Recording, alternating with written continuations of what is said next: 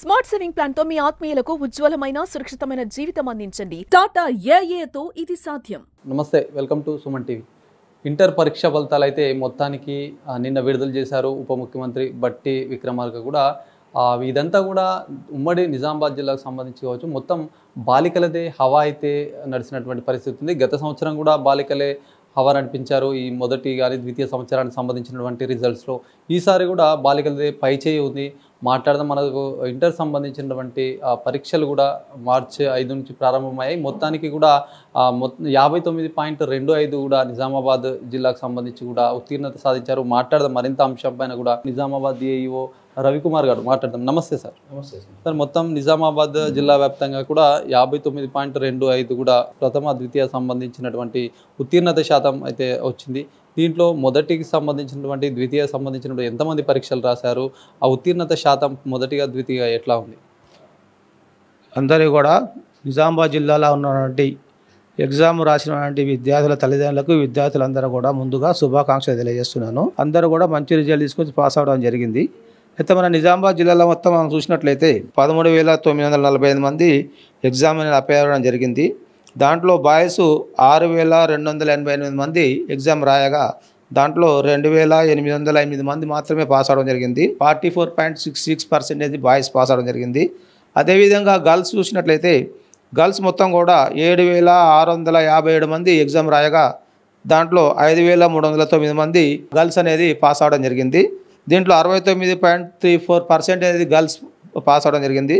ఓవరాల్గా చూసినట్లయితే మనకి 13,945 మంది ఎగ్జామ్ రాయగా దాంట్లో 8,117 మంది పాస్ అవడం జరిగింది. మొత్తం కూడా మన జిల్లాలో 59.25 అనే రిజల్ట్ అనేది నమోదు కావడం అనేది జరిగింది. గత సంవత్సరంతో పోలిస్తే ఈ సంవత్సరంకి పర్సంటేజ్ ఏ విధంగా ఉంది?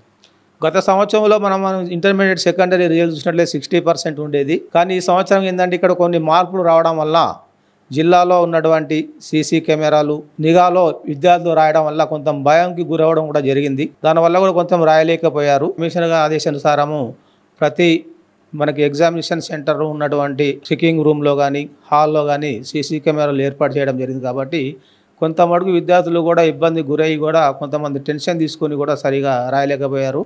విద్యార్థులందరూ కూడా కొంతమంది ఫెయిల్ అయిన విద్యార్థులు మనం చూసినట్లయితే 1 సబ్జెక్ట్ 2 సబ్జెక్టులు మాత్రమే ఫెయిల్ అవడం జరిగింది.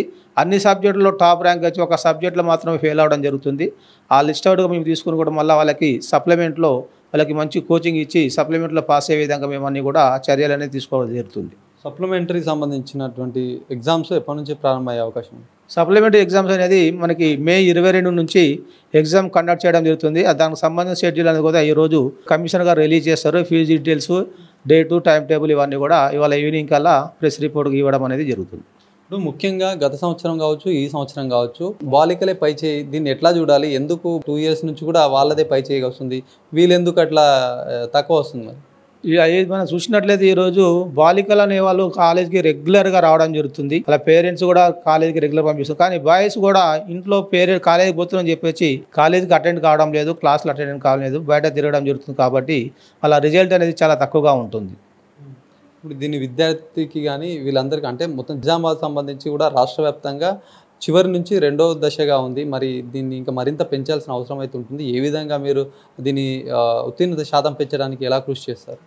ఈరోజు మనకి ఇక్కడ ఫెయిల్ అయిన విద్యార్థులందరూ కూడా మనకి స్టూడెంట్స్ అందరూ కూడా ఏ సబ్జెక్టులు అయితే ఫెయిల్ అవుతున్నారో ఆ సబ్జెక్ట్ సంబంధించి అన్నీ కూడా మనకి లెక్చర్స్తో మళ్ళీ తిరిగి క్లాసులు అనేది చెప్పిస్తున్న ఇంపార్టెంట్ క్వశ్చన్స్ అవన్నీ ఆన్సర్స్ ఇవన్నీ కూడా చెప్పించి వాళ్ళకి ప్రిపేర్ చేయించడం జరుగుతుంది. రేపు ప్రిన్సిపాల్స్ మీటింగ్ అని కూడా పెట్టడం జరిగింది. ఆ మీటింగ్లో ప్రతి ఏ సబ్జెక్ట్ ఫెయిల్ అవుతుండో ఆ లెక్చర్ని కాలేజీలోకి పంపించి ఆ కాలేజీలో స్టూడెంట్స్ రప్పించి వాళ్ళకి ఇంపార్టెంట్ క్వశ్చన్ ఇచ్చి ప్రిపేర్ చేయించడం అనేది జరుగుతుంది. మొత్తం ప్రభుత్వ ప్రైవేటు కళాశాలకు సంబంధించి ఎక్కడ మెరుగైనటువంటి ఉత్తీర్ణత లభించింది? మరి చూసినట్లయితే ఇక్కడ మన జూనియర్ కాలేజీలో మనం చూసినట్లయితే గర్ల్స్ నిజామాబాద్ కోటగల్లో 61% రావడం జరిగింది. బాగా వచ్చింది. అక్కడ గర్ల్స్ ఉన్నారు కాబట్టి రిజల్ట్ కూడా పెరగడానికి ఎక్కువ అవకాశం ఉంది. అక్కడ రెగ్యులర్గా వాళ్ళు వస్తున్నారు. ఇప్పుడు చివరిగా చాలామంది కూడా మీరు అన్నట్టుగా కూడా ఒక పరీక్షలో 2 పరీక్షల్లోనే చాలా మట్టుకు కూడా ఆ ఉత్తీర్ణత శాతం కూడా తగ్గినటువంటి పరిస్థితి.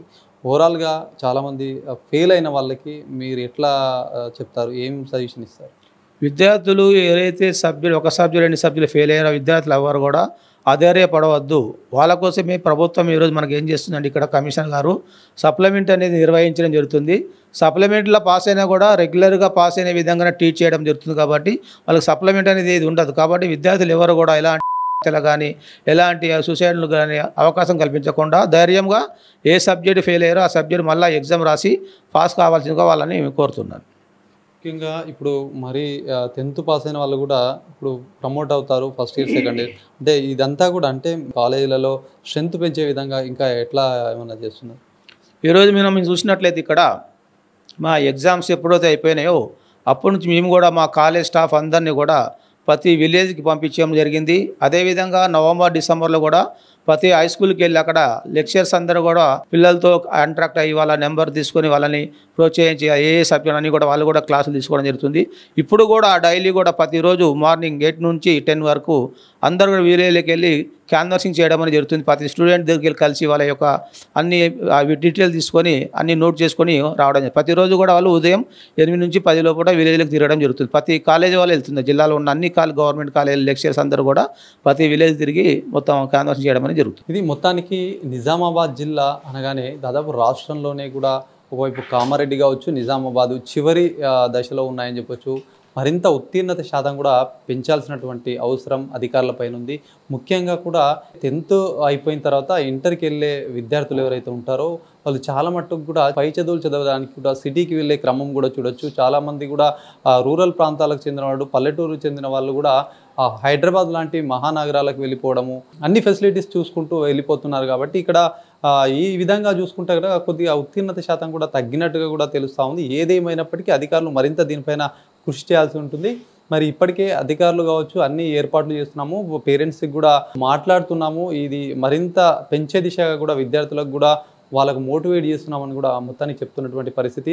ప్రథమ ద్వితీయ సంబంధించినటువంటి మొత్తం నిజామాబాద్ జిల్లా వ్యాప్తంగా కూడా 59.25% అయితే ఆ ఉత్తీర్ణత అయితే సాధించినటువంటి పరిస్థితి ఉంది. ఇది మరింతగా పెరిగే విధంగా కృషి చేస్తామని అధికారులు అయితే చెప్తున్నటువంటి పరిస్థితి. కెమెరా పర్సన్ జగదీష్తో శ్రీనివాస్, సుమన్ టీవీ, నిజామాబాద్.